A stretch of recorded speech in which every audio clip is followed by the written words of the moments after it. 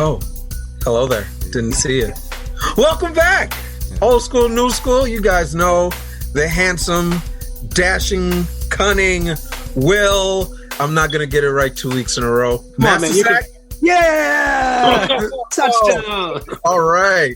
You guys know me, Jude Allume.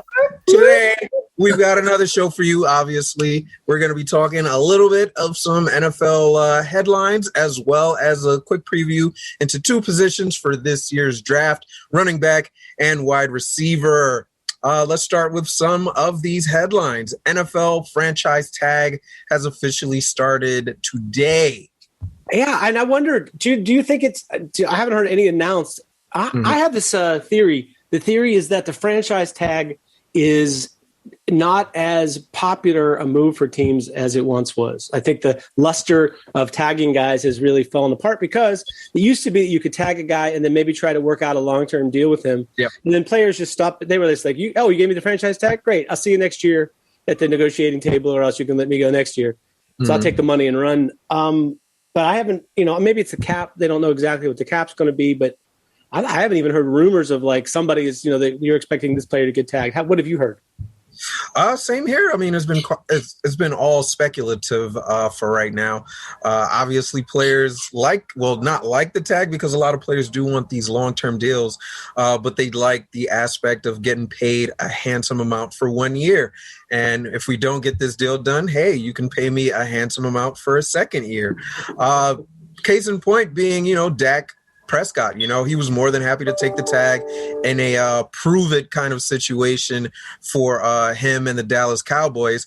And that just seems like a situation where he's going to end up playing on the tag again because there's been so much effort gone into trying to get a contract done between them, but it's like the dollar amount they can't seem to agree on, and then the amount of years on that contract they can't seem to agree on. So it just seems like that's going to be another franchise tag for Dak Prescott. So, I'm sure he doesn't mind playing for $30+ million a year, but it's just not anyone right now that's like, all right, this is definitively happening, but a lot of situations where I feel like it should happen.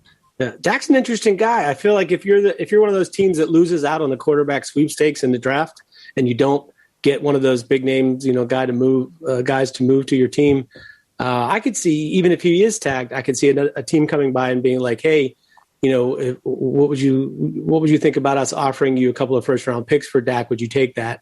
That the Cowboys might. I don't really understand the Cowboys. I think Dak has plenty of good quarterback for them to be able to win. And they seem to have put a lot of blame on his shoulders for stuff that isn't really about him. Their defense was awful. Absolutely. Yeah. So I think the expectations for what you put on great quarterbacks are that they can, carry you to the finish line. And it's sort of like, yeah, but they need a modicum of help. They need to stay healthy and they need stuff to go around them. So I haven't heard really about anybody else. But I guess we'll, catch up on that as it comes. I'm just curious to see if teams use it less, especially with this reduced cap number this year. I feel like it just doesn't make much sense to pay guys a top 5 salary at their position in a year where salaries might be shrunken a little bit. But it kind of comes down to, do I want to play this guy or am I willing to lose this guy? And I think there are a couple guys out there who you just look at your roster and you say, I don't know if I can afford to lose him. A bunch of receivers that fit this mold, actually, and Allen Robinson, JuJu Smith-Schuster, and Kenny Golladay. All these guys are number one receivers on their respective teams. All of these guys need to get paid. So which of these teams can really afford to say, you know what, we can do without this guy and let him test the free agency market, and we'll just go with our next best receiver or maybe draft a receiver this year? Well, we'll get into this a little bit more because we're about to talk about wide receivers in the draft class. But I think wide receiver and running back are two positions where I would never franchise tag a guy. There's just there's almost an endless supply of younger players who are at least close to replacement level for these number one receivers. And it's sort of like the cost benefit analysis to paying a wide receiver big money when you can draft someone in mid rounds who probably within a year or two can play at that level in your offense. That's maybe I'm spoiled because I've closely follow a team who seems to have the Midas touch with receivers, but it just feels like there's so many of them. I don't know if your team does have a good group of receivers, but I'm not sure I like your receivers so much without JuJu Smith-Schuster. No. I mean, they have to have in the clubhouse, and without him, I don't know that you guys have a great receiving core. I think you have a good one, but I don't really like Deontay or Chase Claypool as your number one guy. No, but I think it's obviously if they lose JuJu, they have to replace him. And as you said, you're replacing more than just a guy who fills a role. But if you had a really solid slot receiver who has some leadership qualities, I think they fit right into that mold. And it's a little bit easier to find that guy than it is to find Calvin Johnson on the outside. So from their standpoint, like I said, there's a lot of guys in this draft. Now, if you're a team that really doesn't have anything at wide receiver, then maybe, and you have a lot of cap room, sure, maybe you're willing to pay that guy. But I think these, just like it is with running backs, where none of these big money running back, deals for running backs who have been in the league 5 years have really paid off for teams for the most part. I think that's going to be the case with wide receivers over the course of the next few years, that it's not going to pay to pay those. It's not going to pay those guys. Gotcha. Well, that's been the case for sure. We see running backs get paid, and then all of a sudden it's like a huge drop off in production. Well, these teams, it's the zone block. This spread offenses, zone blocking systems. A lot of the stuff that's in the college game now, it lends itself to. You just need a running back with a trait. You can figure out where the gap is going to be and one cut and be in that gap and not hesitate and not wonder what the read is.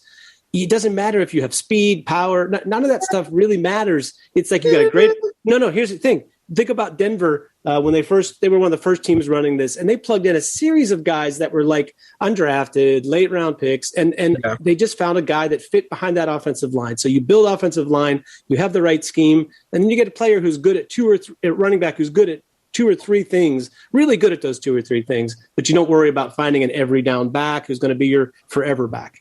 Are we talking in Denver when they had No Sean Marino, Ronnie Hillman, and C.J. Anderson?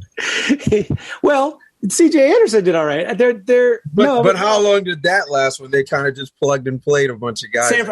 Closer example, since you're the new school guy. San Francisco 49ers with Breida and the guy who sat out this year. Right. Yeah, most Coleman. Right. So they plugged in these guys in their system, and none of those guys is perfect as a running back, but they got that skill that they're looking for. Very specific fit. I think Mostert kind of established himself as the lead guy in that house, but I wouldn't say it was necessarily plug and play. They were more going hot hand. Whoever's hot, that's the guy we're going to roll with. Not necessarily everyone's going to get touches, and we'll just see how it goes, But that's the thing with running backs and wide receivers. This is what I'm trying to say is that, you find guys that fit roles, and whoever's hot gets the ball, and don't worry so much about having a number one guy who is, top 3 in the league. That doesn't work as well for offenses. I think it's better to spread it around. Gotcha. So just one more last thing on the NFL news, since we're going to waste a whole NFL segment talking about Steelers issues with JuJu Smith-Schuster. Apparently, Ben Roethlisberger, finally the saga appears to be ended. The Steelers have come out with a statement, the owner today, saying that they are delighted to ask Ben back and in hopes to help win a Super Bowl. And here's the thing I'll say about this. I'm a huge fan, so I'm a full disclaimer. I am not one of those people that thinks Ben is done. And I thought his year coming off of elbow surgery actually was pretty good, considering they didn't have a run game. The offense in general was very strangely run. But what I'll say about this more than anything else is they have maybe even with a Ben that's less, no better than 2020, they still have maybe the 8th or 9th best shot at winning the Super Bowl. Maybe those top 2 or 3 teams have a better shot, but you're not going to find 10 teams who have a better roster than the Steelers are going to put on the field, even with all the free agency runarounds and everything else. Very tough schedule next year, so chances are they're not going to win it. But if you have a top 10 chance to win the Super Bowl, you bring your quarterback back and you try to make a go of it. There's no reason to be playing Mason Rudolph, and I think the Steelers in-house actually knew that, but for whatever reason they positioned to try to get Ben to give on the money or whatever. Yeah. I think it was more a situation where they were looking to see if, maybe a Carson Wentz would be available, if a Matthew Stafford would be available. Something Carson like that. Wentz. Carson Wentz. I mean, come on. Listen, you look at what he's done and you say, you know what, I like the potential of Wentz more than, what we may or may not get from Ben next year. And once they saw that, those two options were no longer possible, that's when they said, okay, let's commit to Ben coming back for another year, because I'm not sure where they draft, but it's going to be 24 back half. Yeah. Which quarterbacks are you going to get there? You're going to get a project at quarterback if you choose to go that route, not someone who can play right away with this good defense and this offense that has the pieces to take you far. If anything, I say they shore up that offensive line and they see what they can do in the running game, whether that means, going and signing another running back or drafting a running back and, go that route as opposed to saying, you know what, let's go for a QB instead. Well, Ben had 33 touchdowns and 10 interceptions and went 12-4 last year, including the playoff game. Well, 12-4 including the playoff game. And Carson Wentz, I don't think has ever had 33-10. And Dwayne Haskins, really they signed Dwayne Haskins. If you want a project quarterback who was a top 5 pick or whatever, have him on your roster already. Yeah, so I'm saying you got that guy there. I don't think you really need a reclamation project. You need to shoot in the draft some year when you have a chance to get a guy you think might bust, but he might be a superstar and falls down to that 15-20 range. Yeah, that's a time when I can invest in a quarterback, but I'm not really interested in a guy that has a high floor, low ceiling. That doesn't make any sense. So I'm glad they did what they. Let's put it this way: as a Steelers fan, I'm glad I did what they did. There's a lot of naysayers who are disagreeing with that, but I'm great with it. So that to me is the happiest NFL news of the week. Why don't we move on and talk about some draft prospects? We probably can agree more. Let's do that. Yeah. While I try to fight this sun that's just inching closer and closer onto my face. What's funny is people will say that sun just keeps moving, but in reality, the sun doesn't move at all. You're moving at you're moving at 25,000 miles an hour, but the sun stays where it is. Just for the record. Gotcha. You're doing good. So you look good. You got a little hot spot there, but it looks like you're enlightened. Like you've been visiting the Dalai Lama and now you know more about football. I'm the draft guru. Perfect segue into our next segment. Yeah. We're talking receivers. Yeah. So let's start at the top of the draft. I'll throw a question out to you. None of the used to be you'd look for the wide receiver to be top of the draft. A big guy who runs extraordinarily fast, is an amazing outlier athlete, and every team coveted that guy, and so he would go very high in the draft. Right? I mean, prototype Calvin Johnson. There isn't that guy in this draft. The guys at the top of the draft class are all either normal sized or I would argue maybe even undersized. Do you think that's a change in the game? It just happens to be the way it is this year. Do you think those guys are as good enough to go in the top 15 picks? I think there's just not that guy available, because if there were a freak of nature who, galloped through NFL defenses running a 4.3 at 6'3" and 225 pounds, there'd be a list of teams just clamoring to get at them and trying to move up to get them.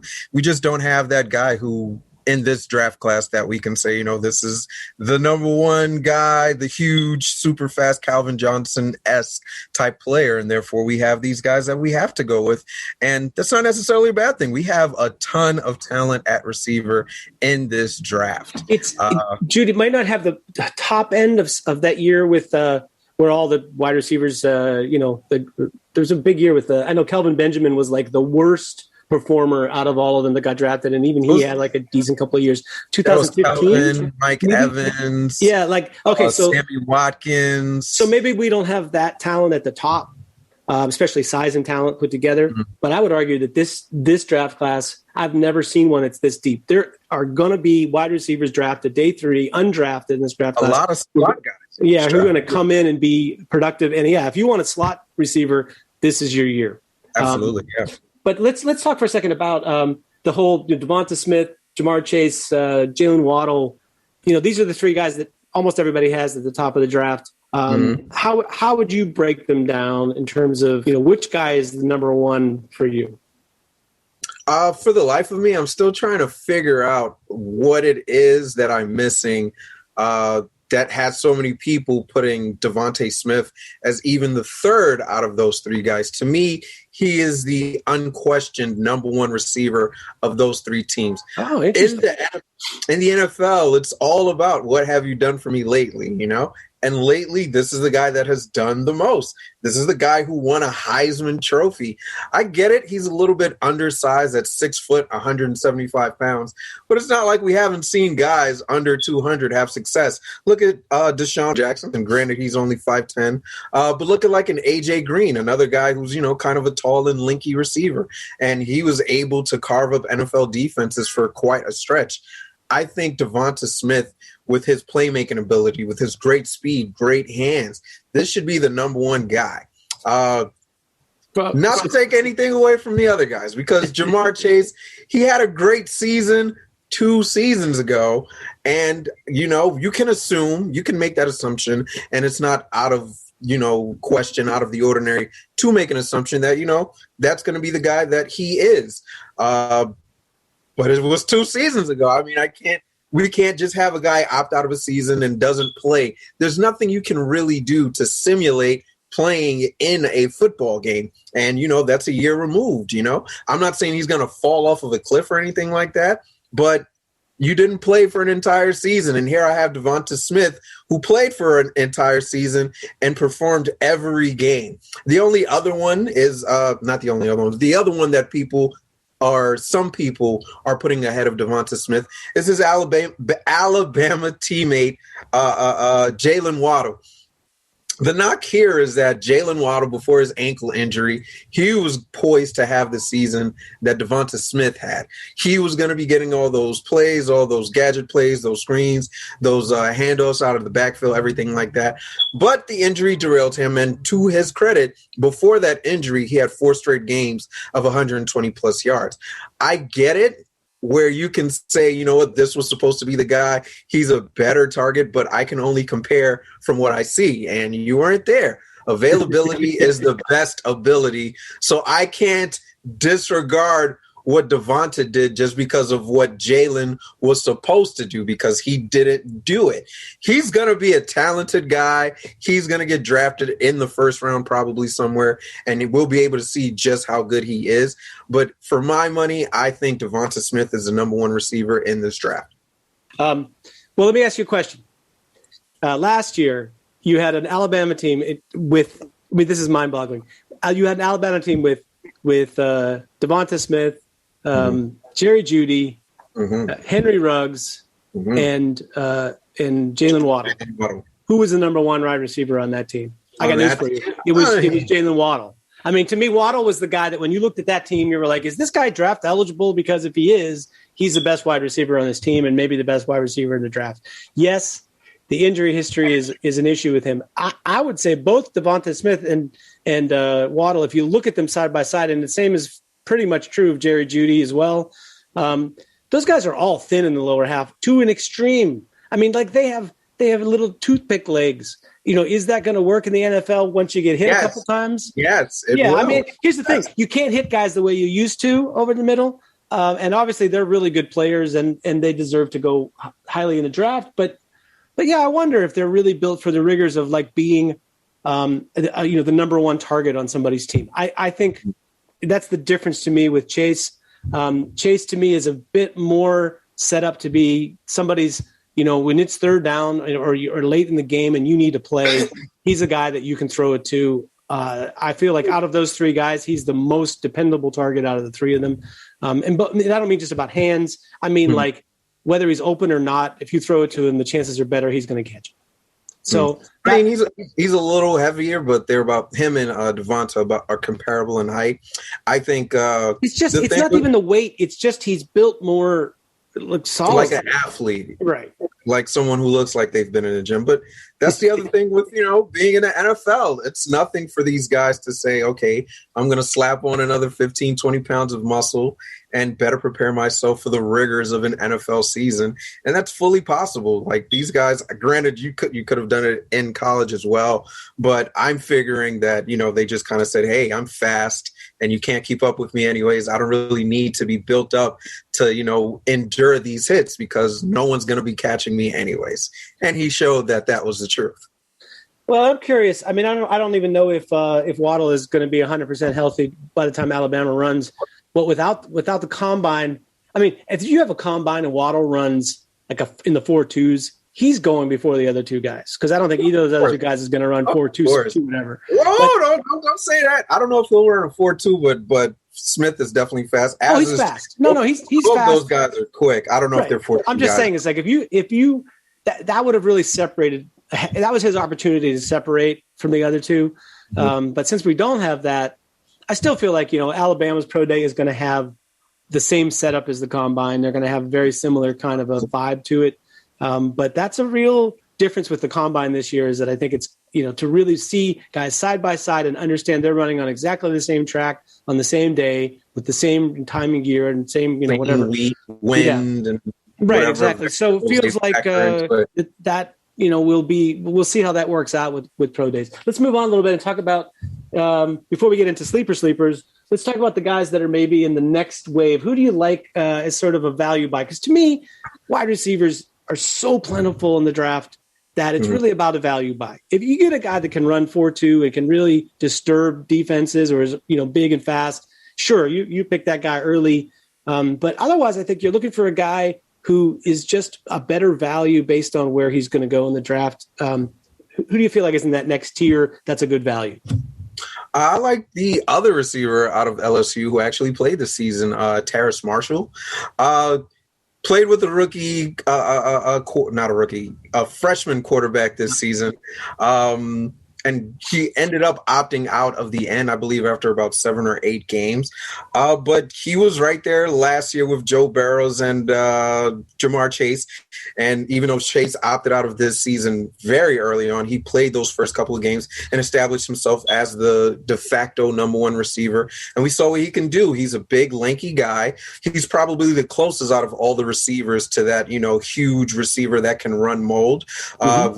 I've seen him go up and get the ball, and you always love that. He's got good speed to get separation, and I feel like with a good pro day and attached to what he was able to do with a freshman quarterback, he kind of sets himself up well to kind of improve his draft stock. Maybe not a day 1 kind of guy, but definitely a day 2 at the minimum, that he should not be on the boards anymore. Sure. I think there's something good to be said about the next few guys. Kadarius Toney, super fast. Seems like a guy will be a better pro than he just feels like a guy that I'm not even sure why he was in college. Sometimes you just get a feel for a guy. He should just be a pro ball player because he's kind of built like that. Rashad Bateman from Minnesota, another guy that's sort of like what we said about Jamar Chase, that same sort of like dependable go-to guy, maybe not quite as talented. But the guy for me that stands out in this next group is Amon-Ra St. Brown from Southern California. Okay. I just feel like it's impossible to look at that guy and not see JuJu Smith-Schuster, both from the same school, both played the same position there at USC, and both are these guys that I feel like are these big slot receivers that can really be dominant in the NFL more than they even were in college, who has still enough ability to go and play on the outside from time to time and make plays for you there. I just don't think he's necessarily the biggest. He's not necessarily the fastest. But there's the combination of skills that he offers for where he's going to go, which is maybe, late in round 2. I feel like that's a pretty good value at wide receiver. Gotcha. Plenty of other guys to talk about. Let's talk about sleepers before we move on to running backs. Who do you have? We did sleepers. I think we're talking. Oh, sleepers? No, I'll give you one that's the best sleeper.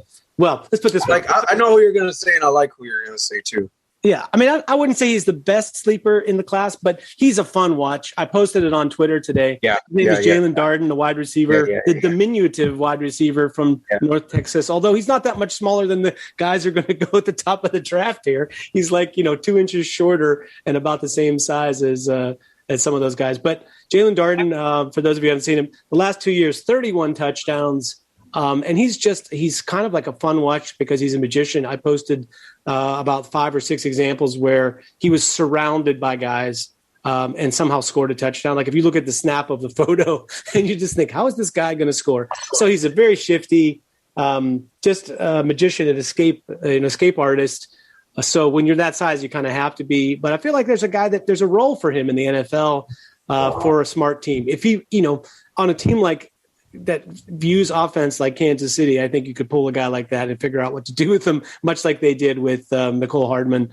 So just feel like that's a guy that might really have something. And my super duper bonus guy is TJ Vasher from Texas Tech, who's a little bit of a bigger receiver. He's kind of like the equivalent of a possession receiver. They have like a little bit more upset. Oh, we got even highlights happening. So anyway, those are my wide receiver sleepers. But I will. This is my prediction. There will be an undrafted wide receiver in this class who becomes a Pro Bowler within 3 years. It is crazy the number of names that I have highlighted who are off the board below the 256th ranking on Draft Scout, who I think can play it.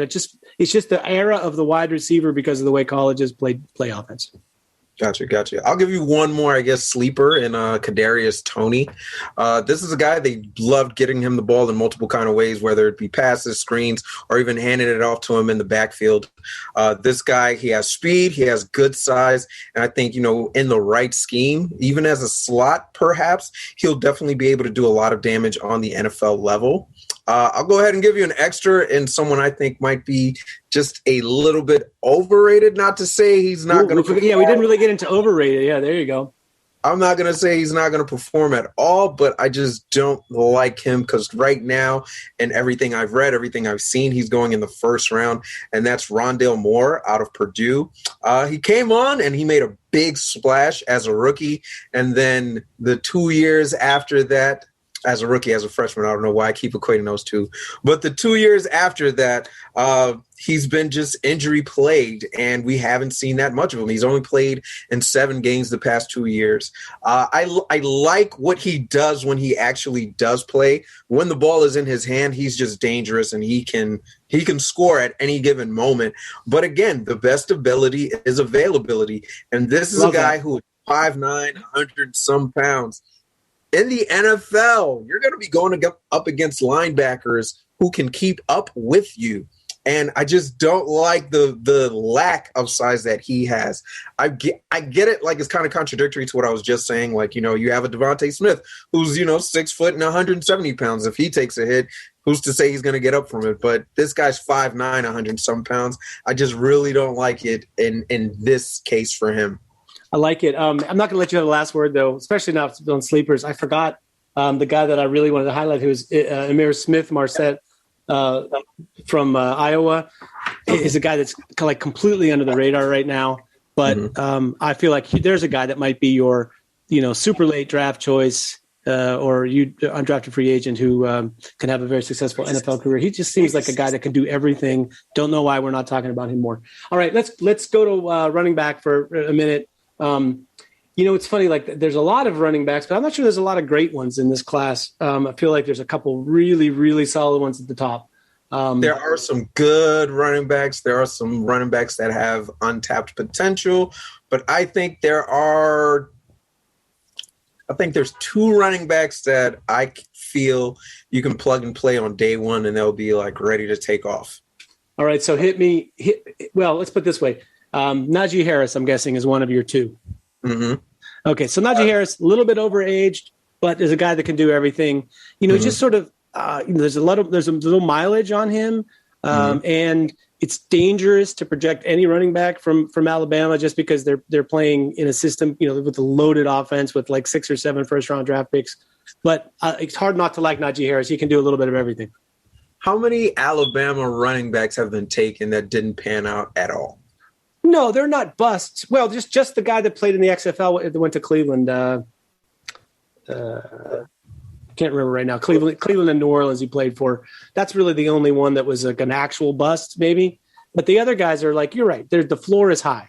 They know how to, they pick these solid guys for sure. Yeah. I like Najee because, he's a do-everything back. He's going to catch the ball. He's going to run the ball. He's shifty. He's fast.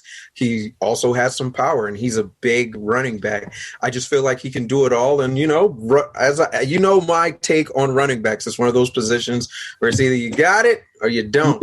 Right. You look at the film and you can see Najee has got it. The other guy that I was alluding to that I feel like is a plug and play is Travis Etienne out of Clemson. I like him because this is a guy who's done it for several years. Granted, his numbers kind of tapered off a little bit this season, but this season is a little bit of an anomaly with everything that's going on with COVID. And is he playing? Or are we not playing? Things like that happen. But he still showed that he can run the ball. And what he showed this year, too, is that he can also catch the ball just as well. So his rushing numbers decreased, but his receiving numbers out the backfield actually increased. This is another big guy, and he is fast. I mean, this is one of those guys who takes that one cut, goes downhill, and he's gone before you know it. This is a definite, if you ask me, plug-and-play running back, and he's going to make some team very happy. Okay, but see, to me, this is the difference between evaluating running backs as college players and then projecting to what they're going to do in the NFL. Because as a college player, Etienne did everything you can do as a college player. Other than maybe Najee Harris having the argument to do, having done accomplished a little bit more. Etienne has done everything, and in his college career, he would be the second, no worse than the second best college running back in this draft. But projecting to the NFL is a little bit different story. I have him as running back 4. I think, and not just that's only like a slightly overrated because the other two guys I think are pretty good. I think one of those guys that I would have above him is Javonte Williams from North Carolina. Although Williams is not exactly a guy that has breakaway speed. He's only had 2 20-yard runs in his entire career, the way I understand it. And he was sharing time with Michael Carter, another good running back. But I think Williams can probably do a little bit more for you in the NFL. He's a little bit bigger. He catches the ball a little bit better. I just feel like even though he's not giving you the breakaway, he's also going to give you 5 yards when they block for 3. He's going to give you 9 when they block it for 5. And that kind of running back, I think, has a good career in the NFL. I think we're going to disagree on that one. Javonte is actually on my list of overrated players. I know, yeah. This is a guy, just as you said, the breakaway speed is just not there. Those 5 yards can turn into 3. Those 3 yards can turn into 5, but just like those 5 yards can turn into 3 because he's not going to have that extra step. Even though he's already not a fast guy, he's going to have even less of a step on these linebackers who fill the hole rather quickly. And at 5'10", 220, he is very big. That was his thing.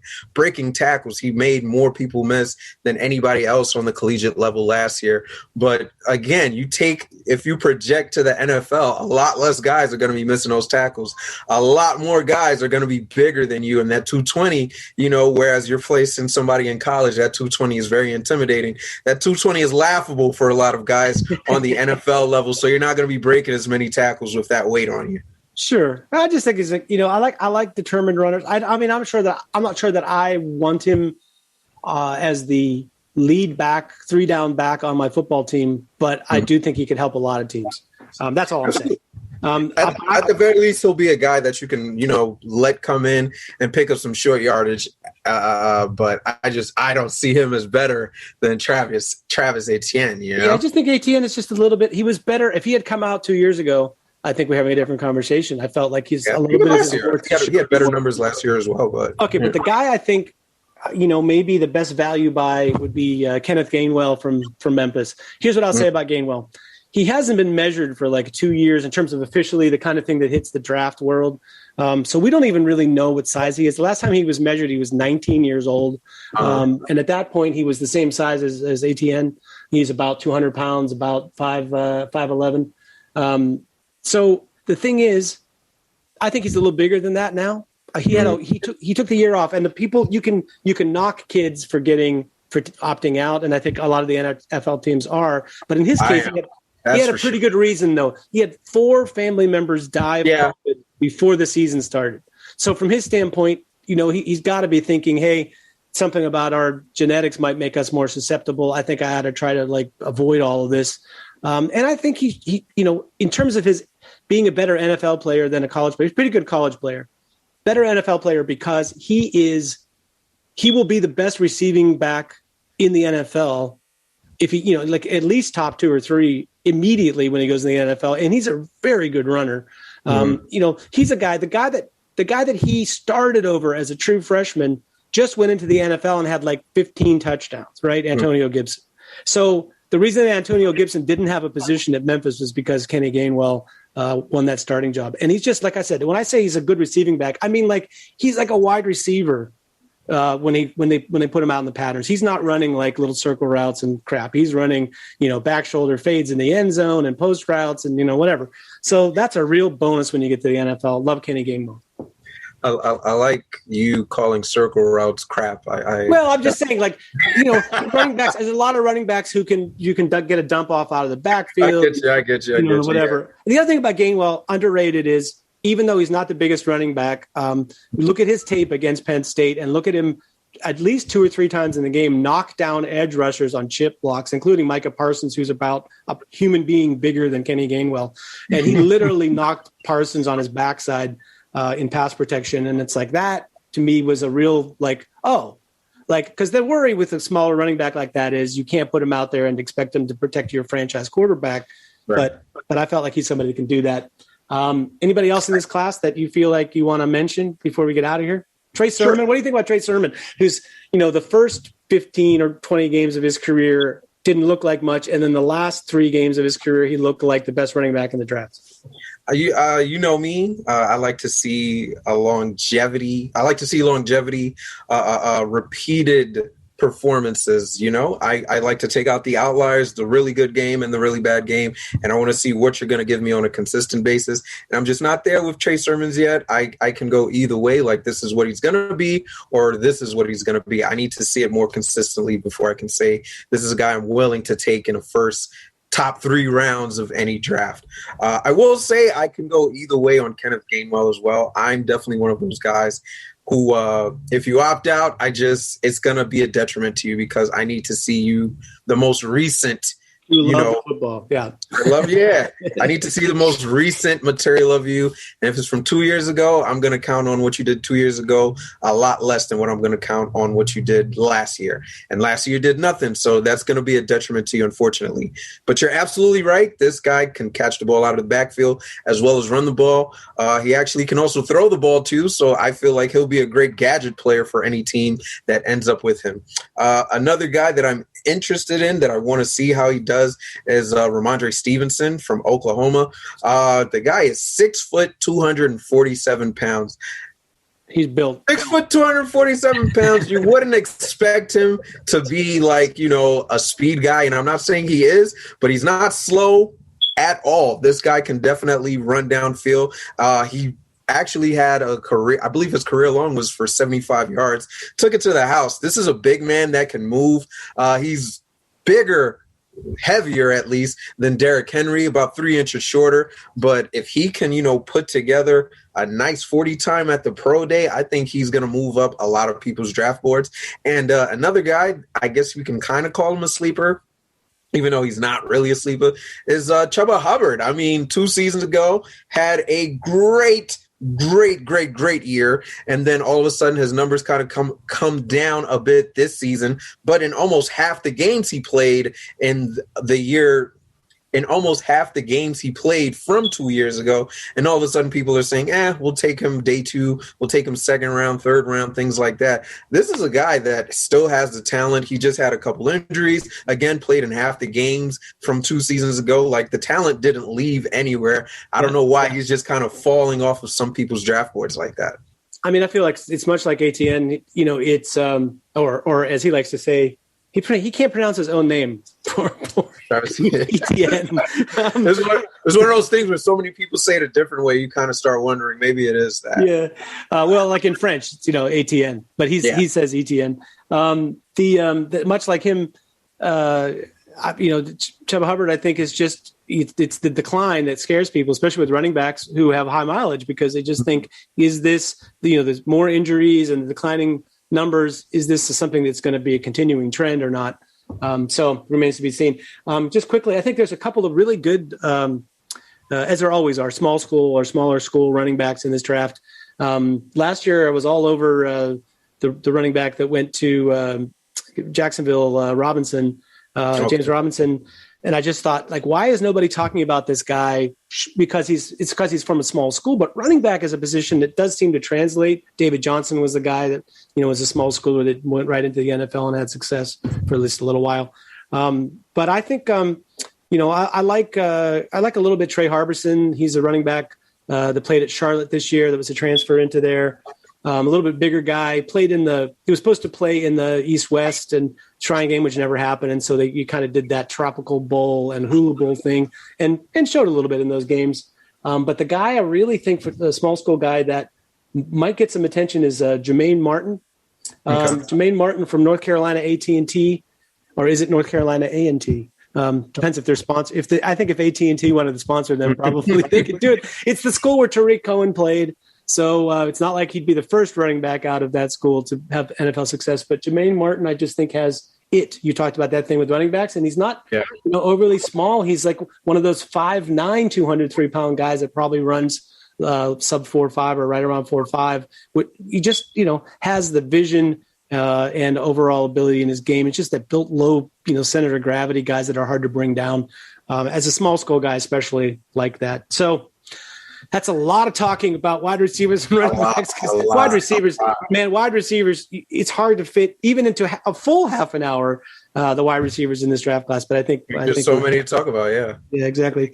So I'll give you a final thought, and that is Cam Newton's made the news this week at his camp. You saw the clip where a kid from his camp was basically trash talking Cam at the camp where Cam is volunteering basically to try to help these kids. Maybe it's just a kid. Not a camp he's volunteering at. His camp. No, his camp. He throws. Right. For the kids. Right, exactly. All right. So it's obviously poor form for the kid to do this to Cam Newton. But just, a two-part question for our last word here. And that is, one, do you think this is a symbolic of the youth and the way that they're, trained to see elite or not elite people, like they're heroes? There's no more heroes or anything because of Twitter. We just tear all these people down. Or, do you think it's something just about this kid's ego or whatever? And then secondly, where do you think Cam, a short answer, where do you think Cam ends up playing in 2021? As for the first question, I think this is just something you chalk up as a stupid teenager. I mean, we were all teenagers once. I for sure can give you way too many stories of things I did that even I can look back and say, wow, that was really dumb of me. That was really dumb of it. Emmanuel Acho said it best.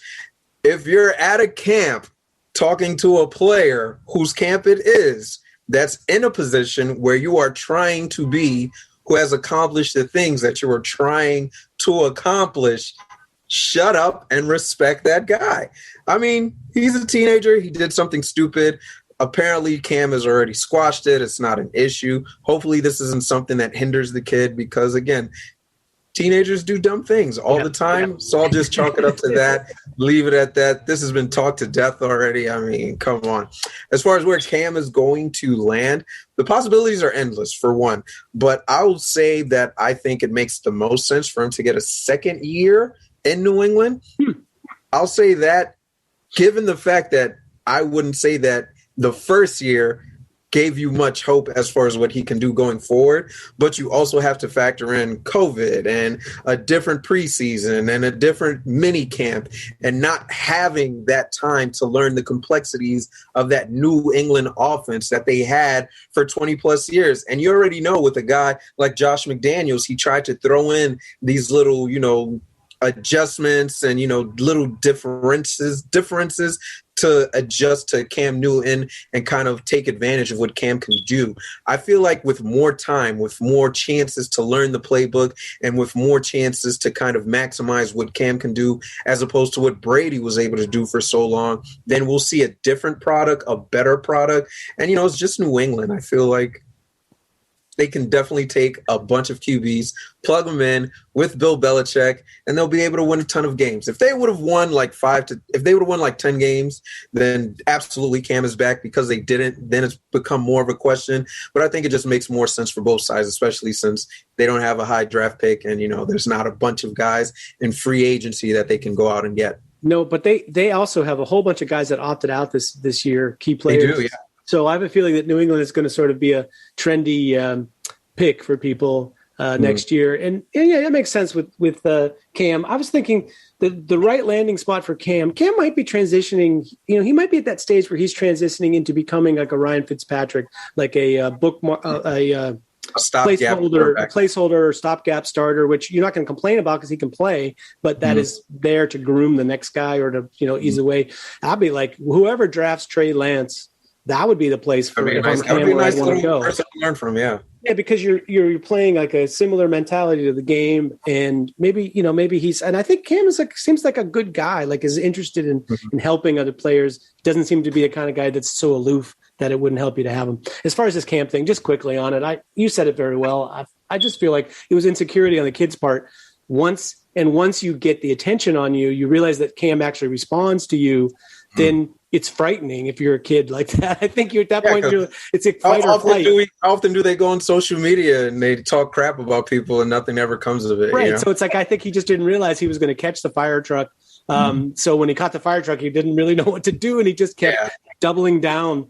And I think it's not just teenagers that do that. I think a lot of adults do that too. I think we both experience guys in sports who, even when they know they made a mistake, is when they really start doing stupid stuff, because then they start defending and doubling down on it wasn't my fault. And, if you just say, I screwed up, it's like, let it end instead of dragging it. It's easier. It would have been easier for the kid to say, you're right. Like, I'm just a nobody and I'm trying real hard. And I was just giving you a hard time. Don't be mad at me or whatever, but whatever. He's representing the 215 though. So all Philly was like, oh, great.